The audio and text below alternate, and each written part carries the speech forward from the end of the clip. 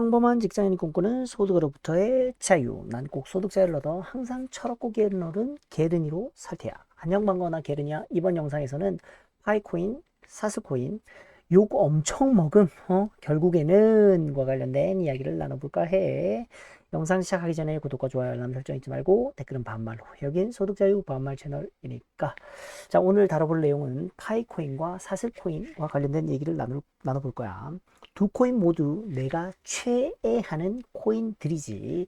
뭐 물론 코인계의 대장인 비트코인은 따로 얘기를 할게. 왜냐하면 비트코인은 좀 내가 봤을 때는 넘사벽이야. 비트코인 그래서 비트코인 코인계가 비트코인과 알트코인으로 양분된 그런 시장을 갖게 됐지. 그래서 비트코인은 좀 번외로 하고 내가 최애하는 그리고 처음 나를 코인계로 이끌었던 파이코인 정말 최애하지.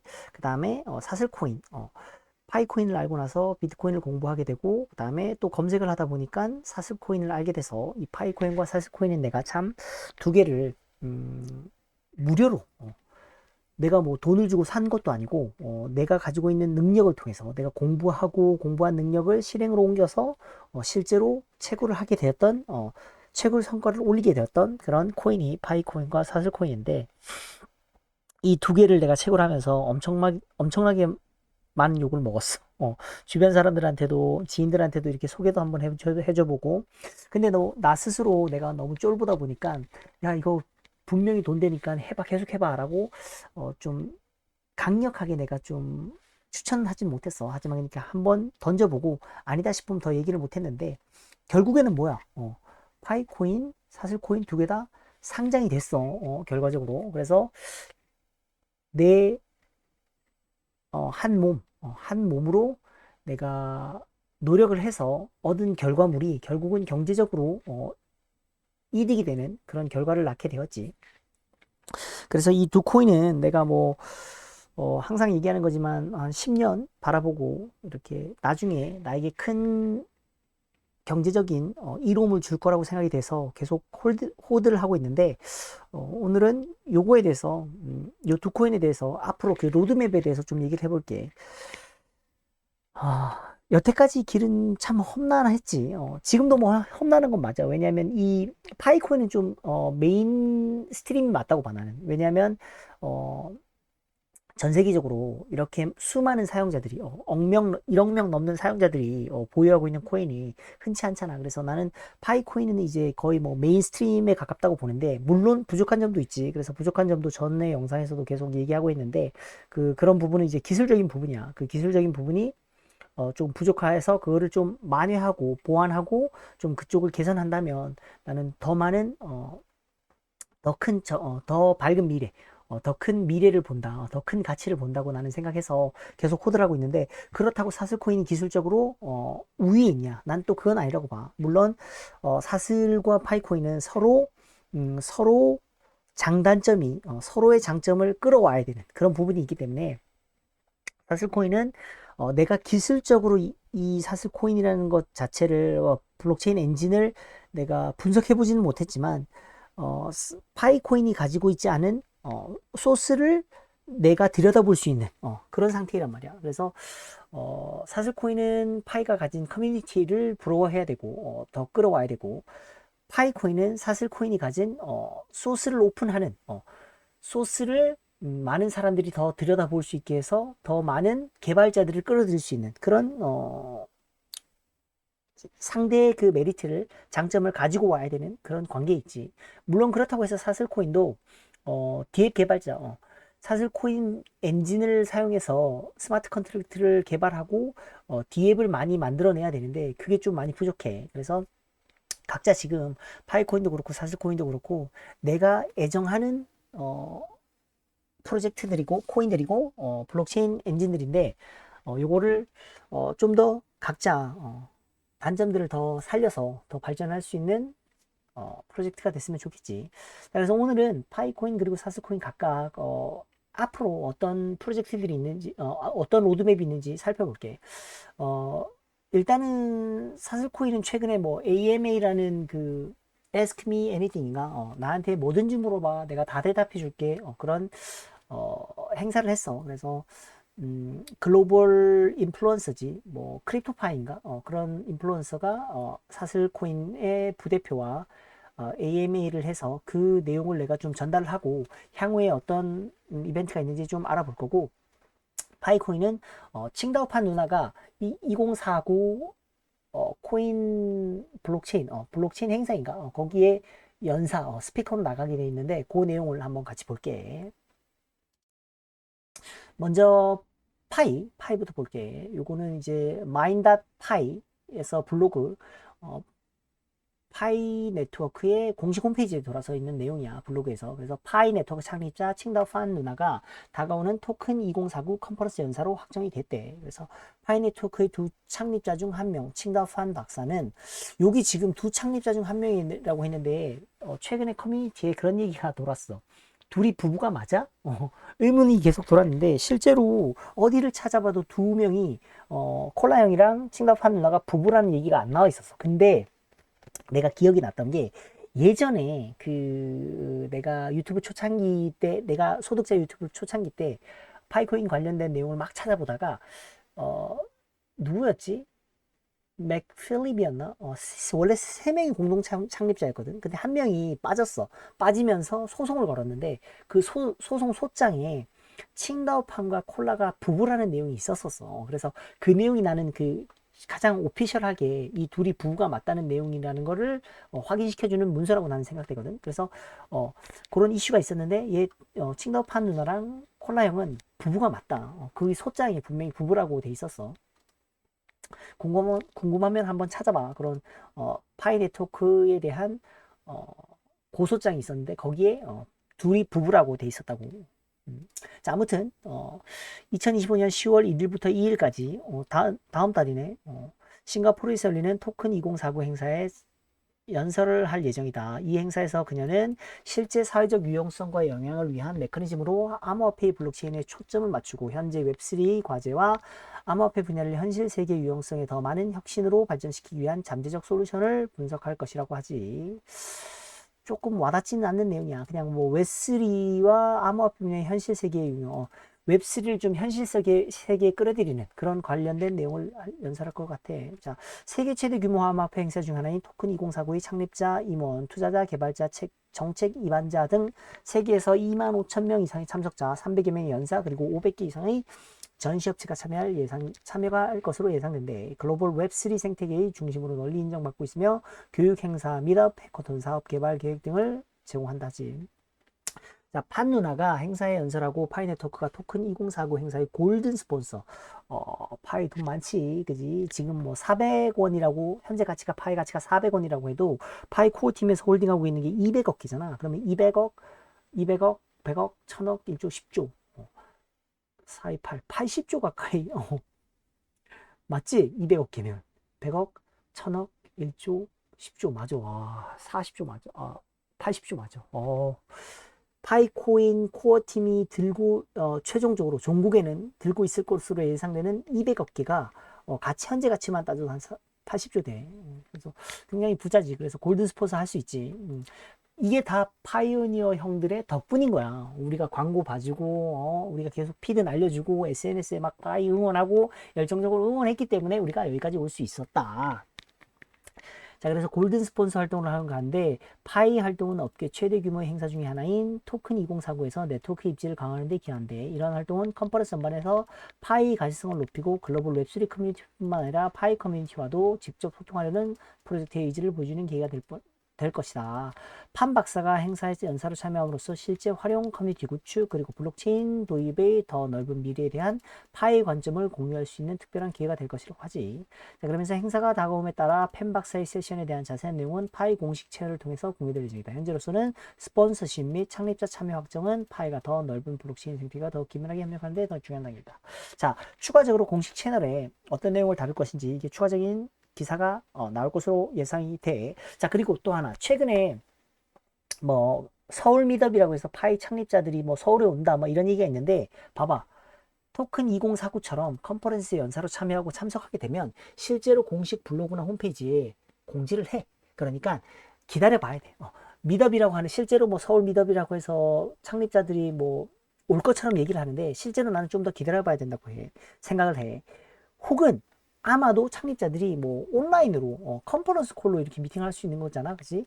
그렇기 때문에 나는 진짜로 이 창립자들이 서울에 온다고 하면은 그런 아마 이것 때문에 싱가포르 가니까 아시아에서 서울을 들리는 건가? 그럴 수도 있겠다. 그런 추측을 해볼 수도 있겠네, 그지? 싱가포르 가는 건 맞는 것 같아, 이 판 누나가.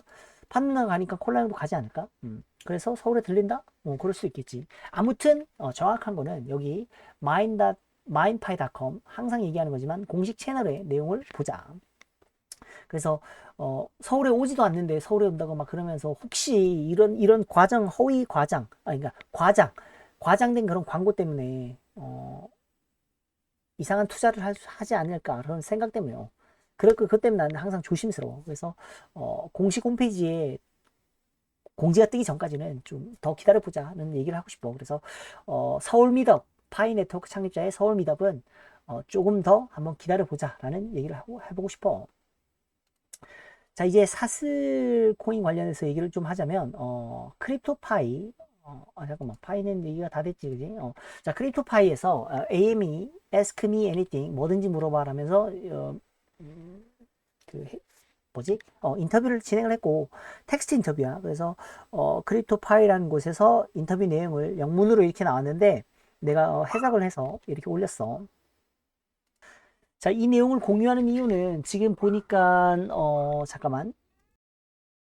파이는 솔직히 그래. 이게 막 스캠설이 있었고 막 파이 스캠이다, 뭐 안 된다, 그런 프로젝트가 어디 있냐, 막 그러다가도 나는 전 세계에 뭐 1억 명 이상의 사용자들이 있는 프로젝트가 뭐 설마 그러겠냐라고 생각을 했어서 계속 버텨왔지. 그러다 보니까 당연히 지금 현재는 뭐 OKX, 비트게트 등등 MCX인가 여러 거래소에서 지금 상장이 되어서 거래가 되고 있지. 그래서 뭐 파이는 이미 상장이 됐고, 자, 사슬코인도 내가 엄청 욕을 먹었지. 뭐 그것도 스캠이다, 뭐 등등 여러 말이 있었는데 결국은 여기 비트마트라는 곳에 첫 상장이 되었어, 사슬코인도. 그래서 파이코인도 그렇고 사슬코인도 그렇고 이제는 실제로 내가 피땀 흘려서 채굴한 코인들을 거래소에서 이렇게 사고 팔고 할 수 있는 상태가 되었지. 그래서 아마 내가 사슬코인 관련된 영상을 올린 지 꽤 오래됐을 거야. 그래서 나도 이것도 좀, 더 공부를 해야 됐고, 스터디를 해야 됐었고, 좀 더, 알아봐야 했어서. 물론 지금 내가 이 영상을 찍는 게 파이코인과 사슬코인에 대한 투자를 권유하는 목적은 아니야. 나는 계속 얘기하는 거지만 투자는 비트코인밖에 안 한다. 비트코인은 내가, 실제로 미국의 ETF도 등록이 되어서, 실제로 나는 자산으로서 인정을 받는다고 제도권에서도 자산으로 인정을 받고 있는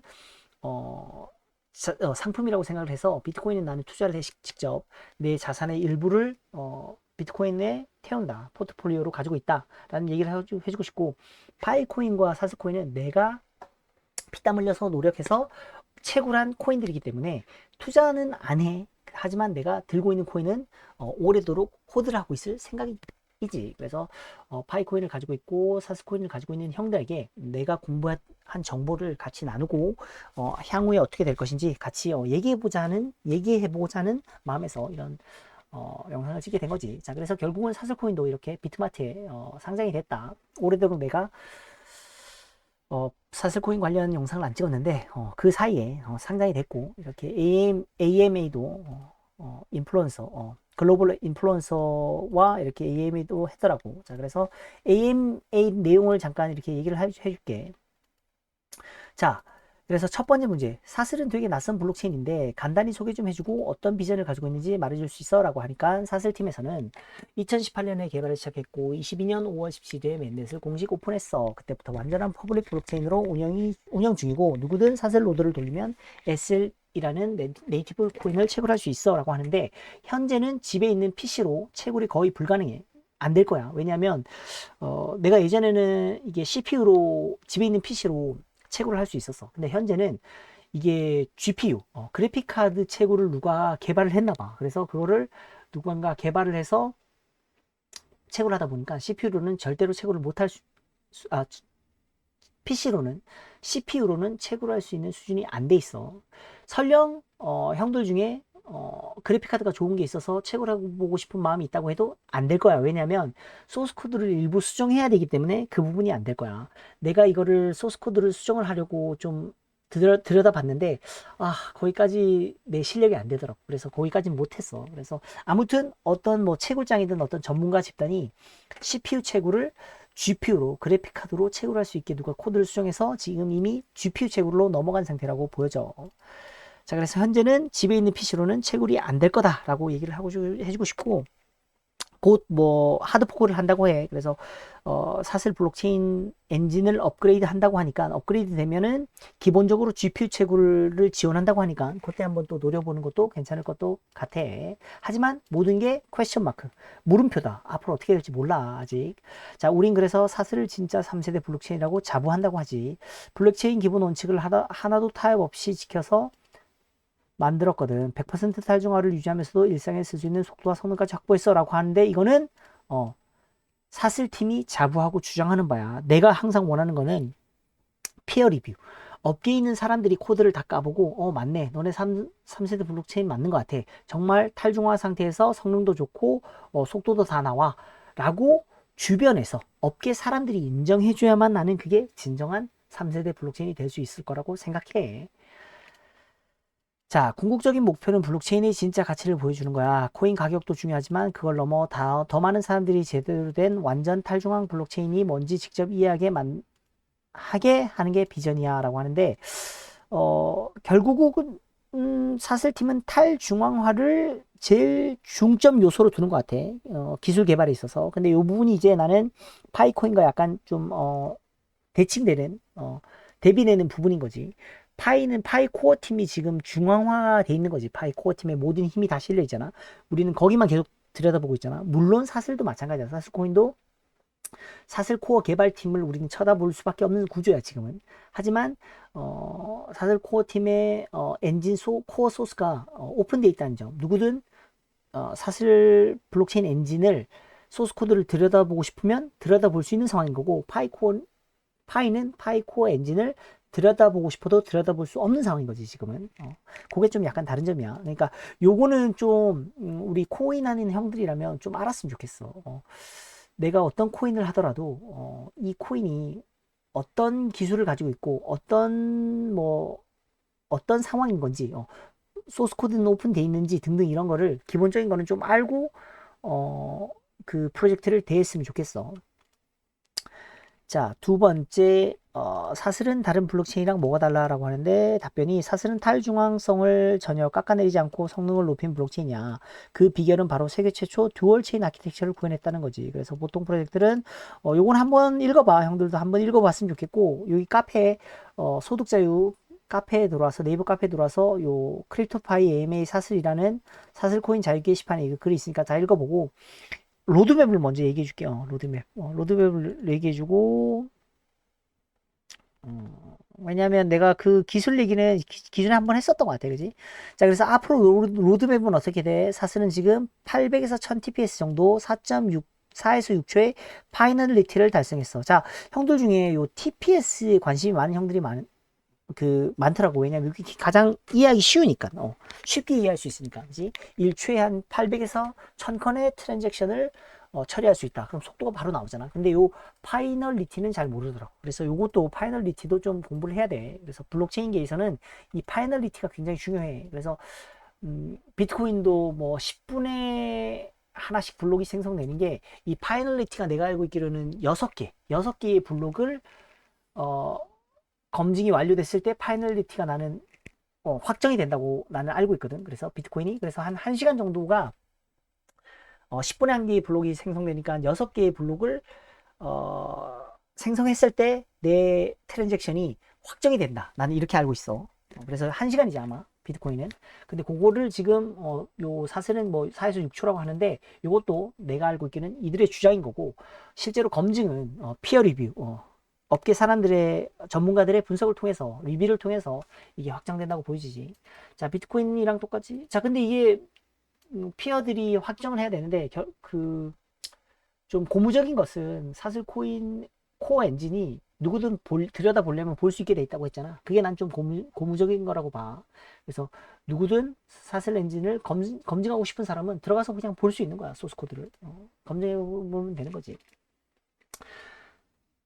자, 그래서 뭐 비트코인이랑 똑같은 탈중앙화된 환경에서 이 정도면 진짜 큰 성과라고 자신들은 생각한다고 해. 자, 그래서 다음 달쯤 이게 지금 8월 달에 AMA를 했거든. 8월 언제야? 20일쯤? 8월 20일 날. 8월 11일, 8월 20일 날 했네. 그러니까 다음 달쯤 포크 준비 중이니까 뭐 9월 달쯤 포크를 할 예정이겠지. 자, 그래서 업데이트 후에는 더 안정적이고 일관된 성능을 낼 수 있을 거라고 기대하고, 그리고 다음엔 완전 탈중앙화 메시지 D앱을 출시할 계획이래. 그래서 메시지는 암호화돼서 블록체인에 저장되고 대화 당사자 둘 말고는 누구도 접근할 수 없어. 완전 익명 추적 불가. 메신저, 텔레그램 같은 메이저 앱보다 속도는 느릴 수 있어. 하지만 보안, 프라이버시, 검열 회피가 필요한 정보 교환에 무적이야 라고 얘기를 하지.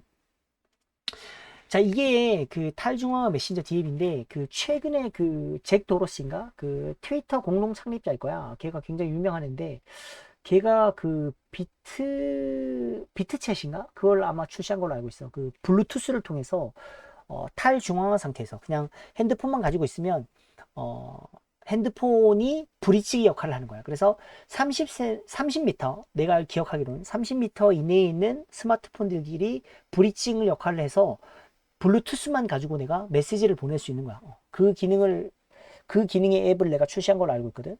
그것도 오픈소스야. 내가 알고 있기로는. 그래서 비트챗이라는 것을 냈는데, 그게 나중에는 종국에는 결과적으로 그 비트챗을 통해서 블루투스만 가지고 있으면 스마트폰끼리 비트코인 네트워크에 브로드캐스팅 할 수 있는 그런 기능까지 아마 갈 거로 나는 생각이 돼. 왜냐면 그게 미래 방향이니까. 결국은 웹3는 데이터 주권이 이제 각자 개인 스스로 이기는 거잖아.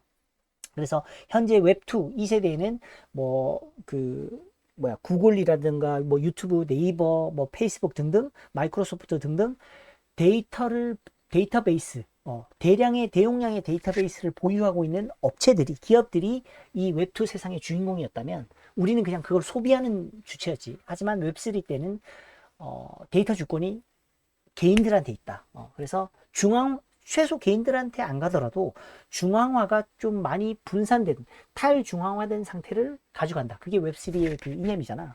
개념이고. 그래서 그 비트챗과 마찬가지로 지금 사슬팀에서도 이 탈중앙화된 블록체인 위에 메시지를 실어 보내는 그런 메신저를 준비하고 있는 것 같아. 그래서 그게 나오면 좀 뭐, 유용하려나? 그건 일단 뭐 나와봐야지 알겠지. 결과적으로. 아무리 뛰어난 기술이고 컨셉 위의 기술이 나와도 사용자들로부터 외면을 받으면 그건 사장되기에 마련이지. 그래서 좀 더 지켜보자고. 아마 뭐 9월이나 10월이나 뭐 이제 올해 말 안에 뭐 그런 뭐 게 나오면 한번 또 내가 또 리뷰를 해볼게. 자, 그래서 토큰 분배는 어떻게 돼요? 이런 것도 한번 읽어보고, 자, SL은 어디에 상장돼? 그러면 지금 비트마트 거래소에 상장돼 있고, 추가 상장 관련해서 다른 거래소랑도 얘기 중에 있대. 다만, SL, 사슬은 ERC 기반, 이더리움 리퀘스트 포, 커멘트인가? 아무튼 그래서 이더리움, BIP처럼 비트코인 임프루먼트 프로포설 같이 비트코인을 개선하려고 하는 움직임이 많이 있거든. 항상 개선을 해. 근데 ERC도 이더리움 네트워크도 개선을 하는데 ERC20이 아마 토큰 관련된 표준이었지. 그래서 그 ERC 표준이 안 맞기 때문에 지금 이 사슬은 타 거래소에 상장시키는 게 순탄치만은 않아. 왜냐하면 ERC20 기반해서 토큰을 만들어서 ERC20 기반의 토큰이었다면 쉽게 상장시킬 수 있어. 왜냐면 쉽게 상장시킬 수 있다기보다 거래소와 연동하기 굉장히 쉬워. 용이해. 하지만 이 사실은 ERC20이 아니기 때문에 그런 거에 좀 거래소랑 기술 협업이 필요한 부분이 있어. 그래서 대부분의 거래소는 ERC20 토큰을 선호하지. 왜냐하면 기술적으로 금방 쉽게 연동시킬 수 있거든. 하지만 사실은 이더리움에 의존할 이유도 없고 ERC 토큰을 발행할 이유도 없기 때문에 그래서 간극을 좀 줄이려고 협력 중에 있다고 하지. 그래서 지금 비트마트뿐만 아니라 타 거래소가 지금 뭐 협의는 하고 있다고 보였죠. 얘기는 해. 근데 뭐 실제로 팩트인지는 뭐 더 두고 봐야겠지. 실제로. 자, 그래서 돌아가면, 자, 실제로 돌아가서 얘기를 해보면 파이코인과 사슬코인 엄청 욕 먹었어. 나 욕 엄청 먹었어. 이거 두 개 채굴한다고. 근데 결국에는 파이코인도 상장이 됐고 사슬코인도 상장이 됐고 현재로선 가치가 그렇게 높진 않아. 파이코인은 사슬코인은 내가 원하는 가치까지 올라오진 않았어. 하지만 향후에는 이 두 프로젝트 모두 나는 내 스스로 그냥 유망하다고 지켜보고 있는 상태라서 뭐 10년 뭐 길게는 20년 이렇게 호드를 하고 싶은 프로젝트들이라서 형들한테 이 코인을 들고 있는 형들한테 정보도 공유하고 내 얘기를 좀 공유해보고 싶었었어. 그래서 이 두 프로젝트 모두 잘 됐으면 좋겠고 각자의 장점이 있으니까 장점만 바라보고 나는 오래도록 호드를 할 생각이지. 다시 한번 얘기하지만 나는 이런 코인 주식 다 도박이라고 생각해서 투자는 좀 지양했으면 좋겠고 내가 노력을 통해서 채굴할 수 있다면 그거는 뭐 채굴하는 거에 뭐 적극 나는 권장하는 바이니까. 결과적으로 그렇잖아. 결과적으로 나는 파이코인, 사슬코인 내 노력을 통해서 채굴을 해서 결국은 돈이 됐잖아. 우리가 현생에 살아가고 있는 이 국내 통화, 뭐 US 달러든 한국 원화든 어, 돈을 번 거잖아, 나는. 그래서 그건 나는 노력해서 벌었다고 해도 불로소득에 가깝다고 할 수도 있지만 나는 내가 노력해서 번 거라고도 생각을 하거든. 그래서 뭐 그거는 뭐 각자 판단에 맡기는 거고 아무튼 이 두 프로젝트 모두 이 두 코인 모두 블록체인 모두 다 잘 됐으면 좋겠어. 자, 뭐 오늘 영상 여기까지 할게. 영상 좋았다면 구독과 좋아요, 알람 설정 잊지 말고 댓글은 반말 외국인 소득자유 반말 채널이니까 수고.